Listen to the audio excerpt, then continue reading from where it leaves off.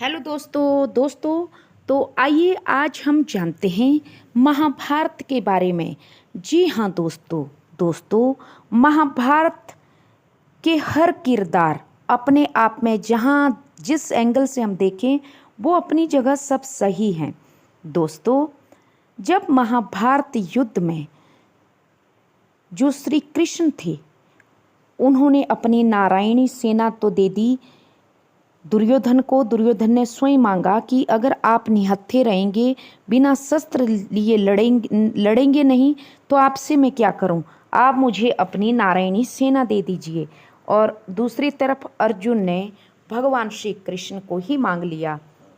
दोस्तों, अब जब महाभारत युद्ध शुरू होने वाला था तो जो भीष्म पितामह थे उन्होंने दुर्योधन से कहा कि वत्स, तूने ये क्या कर दिया।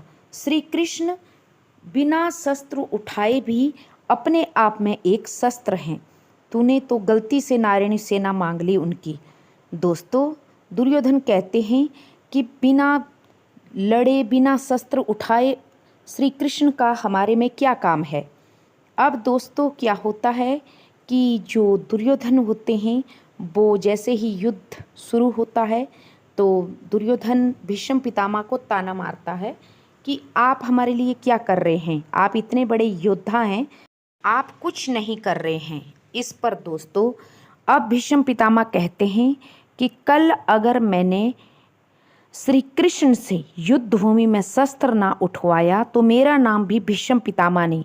अगर श्री कृष्ण से मैंने शस्त्र ना उठवाया तो मैं उनको अपने जीते जी उनको नहीं देखूंगा।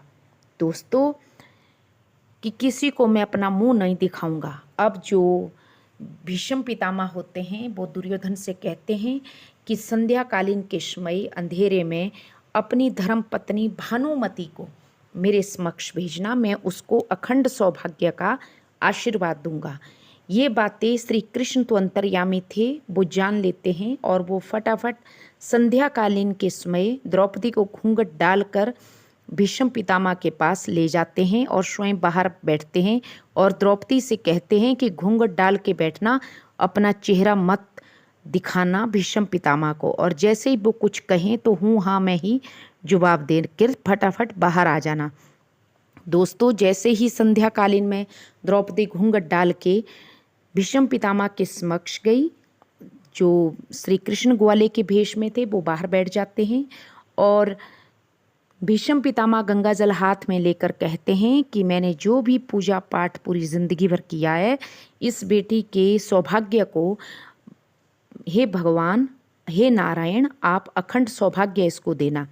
इतने में क्या होता है दोस्तों कि जब द्रौपदी तो समझ जाती है कि इसीलिए श्री कृष्ण मुझे यहाँ लाए थे, द्रौपदी अब कहती है कि अब घूंघट मैं उठाई दूँ। द्रौपदी ने घूंघट उठाई और कहा कि प्रणाम भीष्म पितामह, एक नहीं, दो नहीं, तीन नहीं, चार नहीं, पांच पांच पतियों की आज से आप सुरक्षा करोगे क्योंकि आपने अखंड सौभाग्य का मुझे आशीर्वाद दिया है। इतने में द्रौपदी वहाँ से उठकर चली आई। इतने में भीष्म पितामह पीछे से कहते हैं कि द्रौपदी तू कैसे आ गई, मैंने तो भानुमति को बुलाया था। द्रौपदी और श्री कृष्ण वहाँ से दबे पांव भाग जाते हैं, लेकिन पीछे से भीष्म पितामह पकड़ लेते हैं और कहते हैं कि श्री कृष्ण आप छलिए हैं ना, आप ही का ये काम था द्रौपदी को आशीर्वाद दिलाने का।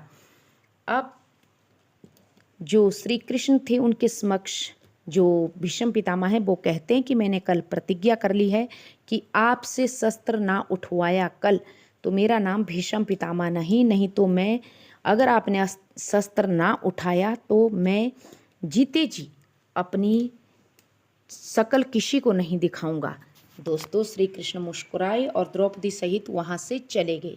दूसरे दिन श्री कृष्ण होते हैं अर्जुन के सारथी बनकर युद्ध भूमि में पहुँचते हैं तो क्या देखते हैं कि भीष्म पितामह तो आग के गोले की तरह पांडवों के ऊपर बरस रहे हैं, उनकी सारी सेना को मार रहे हैं। अंत में जब वो अर्जुन की तरफ ब्रह्मास्त्र लेकर दौड़े तो ब्रह्मास्त्र उन्होंने छोड़ना है, जैसे ही छोड़ने वाले थे कि श्री कृष्ण ने वहाँ पे अपना विराट रूप धारण करके चक्र हाथ में उठाया और भीष्म पितामह की तरफ दौड़े। इतने में दोस्तों वो जो होते हैं अर्जुन, तो श्री कृष्ण के चरण पकड़ते हैं कि नहीं, आपने शस्त्र ना उठाने का वचन लिया है। इस पर दोस्तों ठाका मारकर भीष्म पितामह हंसते हैं और युद्ध उसमें समाप्त होने वाला होता है। तो संध्याकालीन का समय होता है। तो भीष्म पितामह कहते हैं कि देखा श्री कृष्ण, आखिरकार मैंने तुम्हारे से तुम्हारा वचन तोड़वा ही दिया।